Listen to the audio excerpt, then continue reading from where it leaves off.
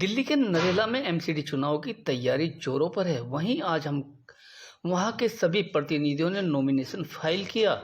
अब देखना होगा कि जनता किसे चुने और आपको बताते चलें कि नरेला की पांचों सीट 1 नंबर से लेकर और वार्ड नंबर 5 तक आज नॉमिनेशन फाइल हुआ, जिसमें बीजेपी, आम आदमी पार्टी, कांग्रेस, बसपा और निर्दलीय प्रत्याशियों ने अपना नॉमिनेशन फाइल किया और लोगों का हजूम भी देखने को मिला। हम आपको बताते चले कि जिस तरीके से चुनाव प्रक्रिया होनी चाहिए वहीं जनप्रतिनिधियों को भी करनी भी चाहिए। क्षेत्र की जनता किसको वोट देगी, किसको नहीं देगी, ये उनका अपना मत है।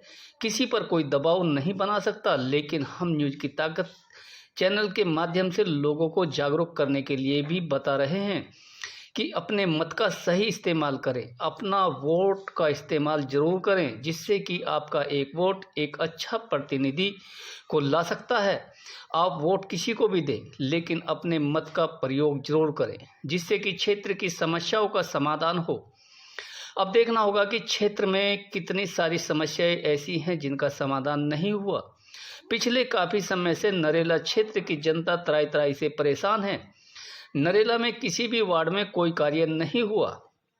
अब चुनाव में लुभाने वादे भी जनप्रतिनिधि करेंगे, लेकिन आप लोग एक अच्छे नागरिक बने और एक अच्छे आदमी को चुने, जिससे कि आपके क्षेत्र का विकास हो, जनता को भी अच्छा मैसेज जाए। कौन काम करेगा, कौन नहीं करेगा, यह जनता के ऊपर है। जनता किसको लेकर आएगी, लेकिन फिलहाल एमसीडी चुनाव का बिगुल बज चुका है, जो कि 4 दिसंबर में चुनाव होना है। लोगों को अपनी राय, अपनी बात होनी जरूर चाहिए।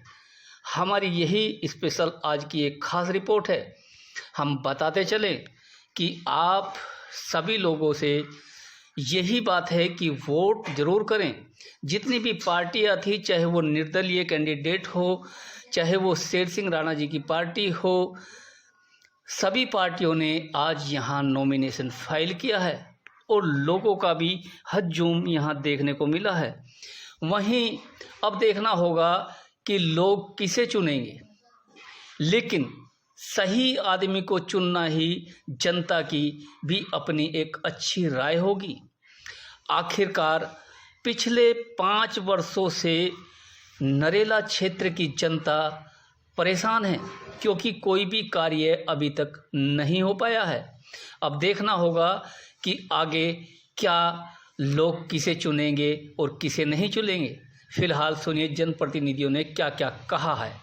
पत्रकारों को बहुत एक्साइटेड हूँ मैं। आज मेरा नॉमिनेशन है और मेरे साथ पूरे 17 गांव से बहुत ज़्यादा समर्थन भी मिला है और इन्हीं का आशीर्वाद और साथ लेकर मैं आज यहाँ पर खड़ी हूँ और नॉमिनेशन के लिए आई हूँ यहाँ पे सभी के साथ।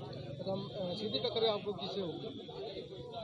कंपटीशन में तो सब रहते हैं, फिर भी तो जैसे कहते हैं ना, आम आदमी पार्टी से या बीजेपी से टक्कर किससे? स्ट्रॉन्ग तो बीजेपी और सभी हैं, लेकिन मैं खुद भी स्ट्रॉन्ग हूँ। मुझे इतना पता है कि I am also strong candidate. क्या कुछ मुद्दे रहेंगे, क्या कुछ समस्या आप?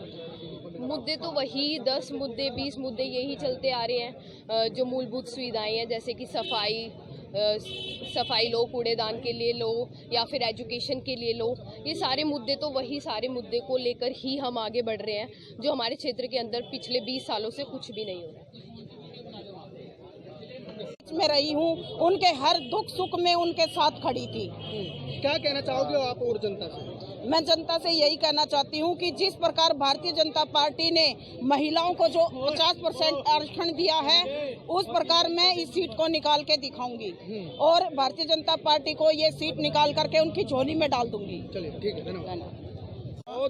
जो केजरीवाल जी ने दिल्ली में कर दिखाया है, वो किसी स्टेट में नहीं कर पाया।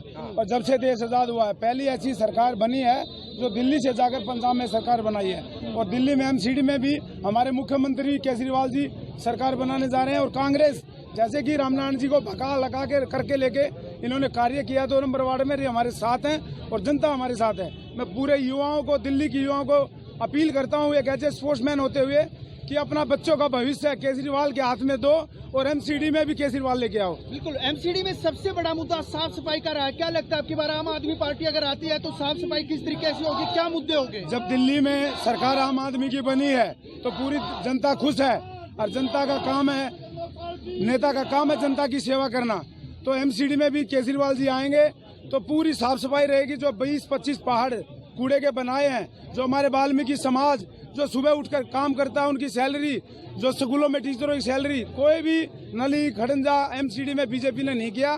बीजेपी भ्रष्टाचार पार्टी है। तो युवाओं से मैं प्रार्थना करता हूं, आने वाली 4 तारीख को केजरीवाल जी के हाथ मजबूत करें और एमसीडी को बचाएं, केजरीवाल को लाएं। जय हिंद, जय भारत। मैं यही कहना चाहूंगा जी, अब की बार दिल्ली में आम आदमी पार्टी को लाओ। 17 साल से जो बीजेपी ने भ्रष्टाचार कर रखा है, लेंटर पे उगाई कर रखी है और जो एमसीडी के कर्मचारी उनकी तनख्वाह भी नहीं देती है। कूड़ा उठाना तो दूर की बात है, कूड़े को वहीं डालते हैं। 300 कर्मचारियों की तनख्वाह दे रहे हैं, 50 कर्मचारियों से काम ले रहे हैं। करप्शन है। एक निगम पार्षद बीजेपी का 3-3, 4-4 करोड़ में चुनाव लड़ता है और जीतने के बाद में 10 करोड़ लोगों से इकट्ठा करता है। हमारा काम है ना रिश्वत लेंगे ना रिश्वत देंगे और ना रिश्वत लेने वाले को छोड़ेंगे। हमारा काम तो पहले ही है। क्या लगता है आपकी बार में आपके वार्ड के साथ साथ पूरी दिल्ली की जनता आम आदमी पार्टी के साथ है? आप सर्वे पे मत जाना, सर्वे पे तो 200 दिखा रहे हैं, मैं आपको 250 का वादा कर रहा हूँ। अब की बार जो मुद्दे हैं कूड़े के पहाड़ को लेकर, साफ सफाई को लेकर, जो तमाम मुद्दे एमसीडी के ऊपर उठते आए हैं, क्या लगता है वो आम आदमी पार्टी दूर कर पाएगी? मैं आपको बता दूं, मेन मुद्दा जो है ना विकास का है। नाम में तो विकास होता है लेकिन घर के घर में विकास होता है। भाजपा के निगम पार्षद के घर में विकास होता है। यहाँ 5 साल पहले जो पार्षद थे कहाँ हैं? जीतने के बाद भाग जाते हैं, कभी कहीं कभी कहीं। लोगों ने मन बना लिया, जो पीछे 5 साल में भुगत लिए। 17 साल हो गए लोगों को भुगतते हुए। पैसे दे के चुनाव लड़ते हैं, पैसे बांट के, दारू बांट के चुनाव लड़ते हैं और जीतने के बाद में फिर वो लोगों से है जो कभी गोदाम से पैसे मांगते, कभी मकान से पैसे मांगते, कभी लेंटर से पैसे मांगते। आपको क्या बता दूं, जो एमसीडी के कर्मचारी हैं उनसे भी रिश्वत लेते हैं वो लोग। क्या लगता है आम आदमी पार्टी के आने के बाद एमसीडी में भ्रष्टाचार खत्म होगा? देखो, आपने 17 साल उनको भुगत लिया, एक मौका हमें देकर देखो। आप अपने एक चीज बोल देता हूँ मैं, निगम पार्षद हमारे रामनारायण भारद्वाज जी जीते थे बागनेर वार्ड से। स्वतंत्र नगर का हाल देख लिया, निगम पार्षद का 50 लाख रुपए फंड होता है। हमारे मुख्यमंत्री जी ने, हमारे शरद चौहान विधायक जी ने, लोकप्रिय विधायक जी ने इतना विकास किया। स्वतंत्र नगर को जाके देख लो, 4-4 फुट का है जो आरसीसी के रोड बनाए। 67 करोड़ रुपए निगम पार्षद ने है जो अपने पार्षद क्षेत्र में लगाए हैं। तो आप ये मानिए, वो तो पुनर्वास का छोटा इलाका था। मेरा वार्ड तो 21 गांव है। मेरे को दिल्ली देहात का इंचार्ज बनाया था आम आदमी पार्टी ने। नरला से लेके उत्तम नगर मटियाला तक की जितनी सीटें हमने सारी जीती। आज तक एक भी सीट नहीं आ रहे 2 चुनाव में। तो आपकी वार्ड का पूरा बहुमत आपके साथ है? मैं किसान का बालक हूँ, मैं गांव का बालक हूँ। मैं किसी तक पीछे देकर टिकट ना ला रहा। पार्टी ने मेरे ऊपर जान छिड़की है। पार्टी ने जो जितना विश्वास किया, आपको एक भरोसा दे रहा हूँ। पिछली बार 9,000 वोट लेकर रुके थे, अब की बार 21,000 वोटों से जीत करके दिखाएंगे आप। बिल्कुल, ये हमारे आप सबने मुझे मौका दिया, आगे मैं आपका विकास करूँ।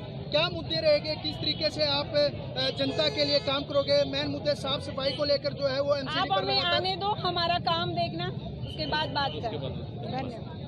बीएसपी पार्टी बबलू गोली, वार्ड नंबर 4 से। क्या कुछ संदेश का बहन जी ने आशीर्वाद दिया, बहन जी का आशीर्वाद पूरा काम में रखेंगे हम। और बाकी हमारे कॉलोनी, हमारे परिवार के लोग आए हैं, कई लोगों ने खड़ा करा मुझे, पूरी विजय हासिल करेंगे। मुद्दों को लेकर आप मुद्दे का केजरीवाल जैसे नहीं कि फ्री की रेवड़ी किसी को बांट दूंगा मैं झूठे वादे नहीं करूंगा। जो विकास करना, विकास मुझे पैसे देकर टिकट नहीं मिली कहीं से, मुझे फ्री में लाया हूँ टिकट में। तो 1 करोड़ 2 करोड़ रुपये देकर टिकट नहीं लाया कहीं से। मैं फ्री में ना विकास करूंगा पूरी कॉलोनी का, सबका जो मेरे क्षेत्र एरिया में है सबका विकास करूंगा मैं। तो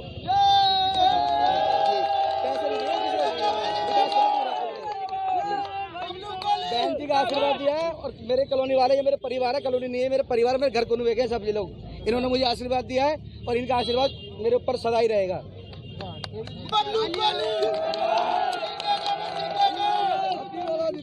ये बाकी है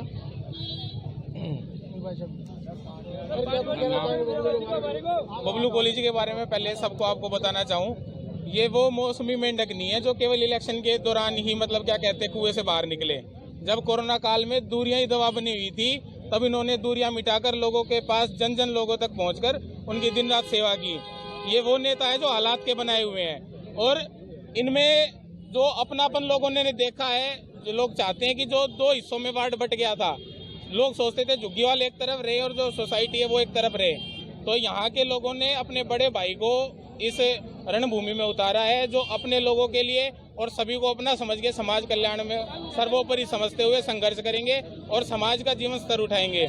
जो लोगों को वहाँ पर मूलभूत सुविधाएं नहीं मिल रही हैं, जो इलेक्शन से पहले वादे किए गए थे, लेकिन फिर उनके नाम पर कोई दौरा तक नहीं गया किसी राजनेता के द्वारा, इन्होंने अपने दम पर अपने पैसे लगाकर इलेक्शन से कई साल पहले वो अपने दम पे किए, ना इनकी सोच थी राजनीति में आने की। इनको तो वहाँ के लोगों ने अपना समझकर राजनीति में उतारा है। ये दलदल में उतर के वहाँ की गंदगी को साफ करेंगे और लोगों का जीवन स्तर ऊपर उठाएंगे। भारत माता की। कौन से वार्ड से क्या? Ward number 4 Alipur. हम लोग काम पे भरोसा करते हैं, विश्वास। बसपा से जो भी जीता, शरद चौहान को जीता, काम करके दिखाया, वो बसपा छोड़ के भाग गया, कुछ नहीं कर रहा है। बिल्कुल हम लोग काम करेंगे, जीतेंगे, दावे से कह रहे हैं। इनकी तरह ढकोसला नहीं पीटेंगे कि नाले बंद पड़े हैं, नालियां बंद पड़ी हैं। झोड़ों में देख रहे हैं, वो ढूंढ रहे हैं डेंगू झोड़ों में। हम डेंगू नहीं ढूंढेंगे, काम करके दिखाएंगे। ये बहुजन समाज पार्टी का नारा है, भारत देश हमारा, जीत कर दिखाएंगे और जीतने को आए।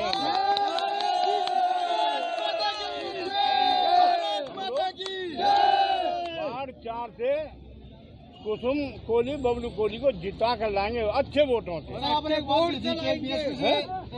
बीएसपी से जो शरद चौहान है वो भी जीते थे, कहीं ना कहीं उन्होंने फिर पार्टी बदल दी। अगर और क्या करेंगे, माल वहाँ खाने को नहीं मिल रहा था, काम करना पड़ रहा था। अच्छा, अब वहाँ जाके माल मिल रहा है, काम करना नहीं पड़ रहा है, तो इसलिए चौहान जी ने बीएसपी पार्टी छोड़ी थी। और क्या, हम लोग खाने नहीं देंगे बीएसपी में, काम करवाए भाई, काम करें। अब तो दाब के माल खा रहे हैं, मौज ले रहे हैं।